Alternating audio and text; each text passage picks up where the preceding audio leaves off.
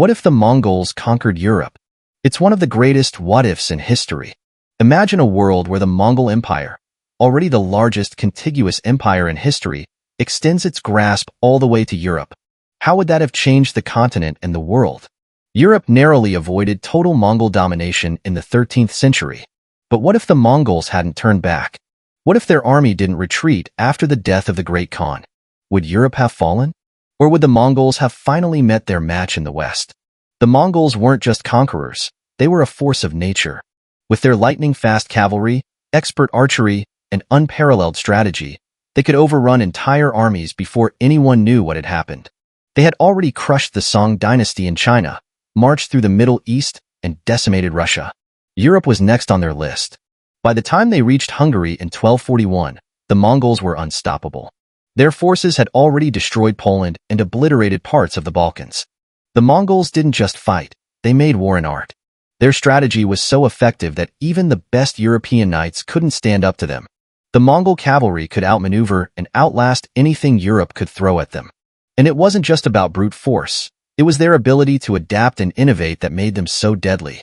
But then, something extraordinary happened. The Great Khan, the leader of the Mongol Empire, died in 1241.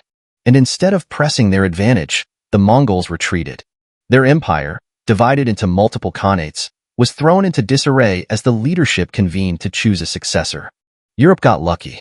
The Mongol invasion had been halted, not by a decisive military victory, but by the death of a ruler. What if the Great Khan had lived longer? What if the Mongols hadn't retreated?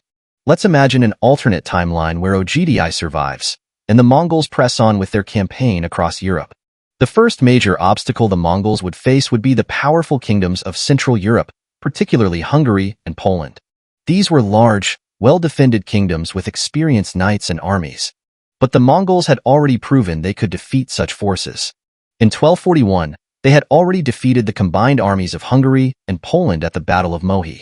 With the Mongol horde now fully mobilized, Hungary would have likely been fully occupied by the Mongols. The same tactics that had worked in Asia would prove effective in Europe: speed, surprise, and overwhelming force. Once Hungary fell, the Mongols would have pushed westward, sweeping through the heart of Europe. Cities like Vienna, Prague, and Munich would have fallen quickly, and it wouldn't be long before they reached the borders of France and Italy. By this point, Europe's fragmented political landscape would have worked against its ability to mount a unified defense. In this alternate reality, the Mongols reached the western reaches of Europe. France, the most powerful kingdom in the West, had already been weakened by years of feudal division and internal strife. By the time the Mongols arrived, the French monarchy would have been struggling to maintain control over its vassals, who might have been too focused on their own local issues to unite against the Mongol threat. The Mongols' mobility would have given them a strategic advantage. Their cavalry would have stormed through France, outmaneuvering French knights and causing havoc.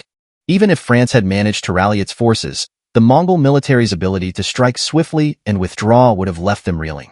Once France fell, Spain would have been a prime target. But would the Mongols have been able to conquer Spain? Spain presented a unique challenge for the Mongols. First of all, the Iberian Peninsula was not only far from the Mongol heartlands, but it was also a mix of different cultures and powerful, often independent kingdoms. The Muslim kingdom of Granada, the Christian kingdom of Castile, and the kingdom of Aragon would have presented formidable resistance. The geography of the Pyrenees would have also been an obstacle, acting as a natural barrier against the Mongols. But the Mongols were not strangers to difficult terrain. In fact, they had already conquered the mountains of Central Asia and the harsh deserts of the Middle East. The key challenge would have been the logistical strain of advancing further into Spain. Despite this, it's possible that the Mongols, given their earlier successes, could have pushed into the heart of the Iberian Peninsula. Their cavalry, famed for its ability to rapidly deploy and retreat, could have outflanked the defensive positions of the Spanish kingdoms. However, much like the stubborn resistance seen in Hungary, Spain could have put up a tenacious fight, especially with the help of their unique mounted forces, similar to the Mongols themselves. One of the most fascinating aspects of this alternate timeline is the fate of England. Would the island kingdom have been able to withstand Mongol domination? It's highly unlikely. The Mongols had already shown their ability to conquer lands with vastly different terrains, from the steppes of Asia to the deserts of the Middle East. But England had one major advantage: it was an island. Mongol conquests were typically land-based, and while the Mongols were excellent horsemen, they didn't have the same naval capabilities as the English. This could have led to a prolonged siege scenario where the Mongols, unable to conquer England through direct military action, might have had to turn their attention elsewhere. However, in the long term, England's survival might have been tenuous at best. Eventually, the Mongols might have focused on destabilizing England's internal power structures, as they had done in other parts of the world. The Mongols' reach was vast, but no empire lasts forever. Eventually, the same issues that led to the decline of the Mongol Empire in Asia would have affected Europe. As the Mongols stretched their empire thinner and thinner, local resistance would have grown. Peasants in occupied territories would have rebelled, as would European nobility. Just as the Russians had thrown off the Mongol yoke in the 15th century, we could have seen similar uprisings in Italy, France, and even England. Over time, a Mongol empire in Europe would have fragmented under the weight of internal conflicts, rebellion, and logistical challenges. Eventually, local powers would have risen to take back control. These new European states, whether they be the Spanish, the French, or others, would have reclaimed their independence, much like the various Khanates that eventually splintered after the death of Genghis Khan. But what would these new European powers look like? The Mongols weren't just conquerors, they were cultural assimilators. Their empire stretched from China to Persia, and in each of these regions, they adopted local customs, religions, and traditions. If the Mongols had successfully conquered Europe, we would likely have seen a similar blending of cultures. It's possible that Christianity, under Mongol rule, might have taken on new characteristics. The Mongols had a history of religious tolerance, so Christianity could have been influenced by Mongol practices, perhaps even integrating some elements of Mongol spirituality or shamanistic beliefs.